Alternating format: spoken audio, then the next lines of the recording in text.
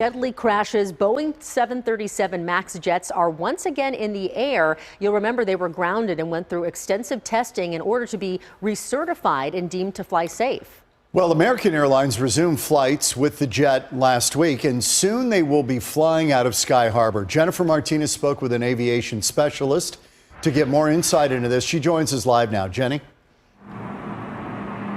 Well, John, next month, the MAX 8 jets will be flying out of Sky Harbor after being grounded for nearly 2 years. We did speak to some travelers inside. Some say they're not worried at all. Others say we will rebook.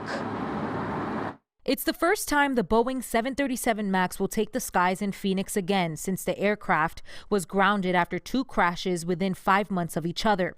Aviation consultant Scott Hamilton with Leham Company in Washington State says it was a rigorous process to locate the problems within the aircrafts. It's been a 20-month process to locate the problems with a system called MCAS, which is a maneuvering augmentation system to help control the airplane when the nose rises under certain conditions. And during that investigation, they found a few other things that needed to be fixed that were unrelated to the crashes. Mixed feelings for travelers at Sky Harbor. I trust the federal government to assure that the safety of the flying public is ensured, and I believe that Boeing's done a good job to try and solve the problem. I think I'd probably rebook. I don't think I'd feel comfortable with them putting them back out on the runways.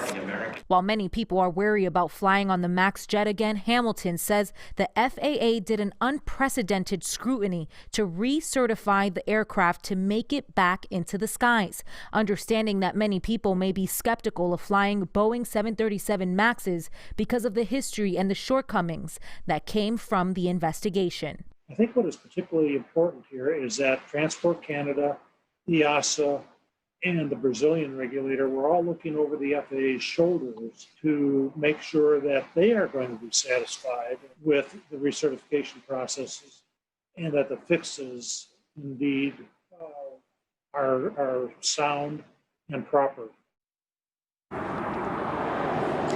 And in a statement, American Airlines says that they are taking a phased approach to return the Boeing 737 MAX to service. They stated with 2 flights a day, gradually phasing more into service with up to 38 departures. And then in mid-February, there will be 91 departures. And the first flight will be heading to Miami on February 11th. Reporting live at Sky Harbor, I'm Jennifer Martinez with Fox 10.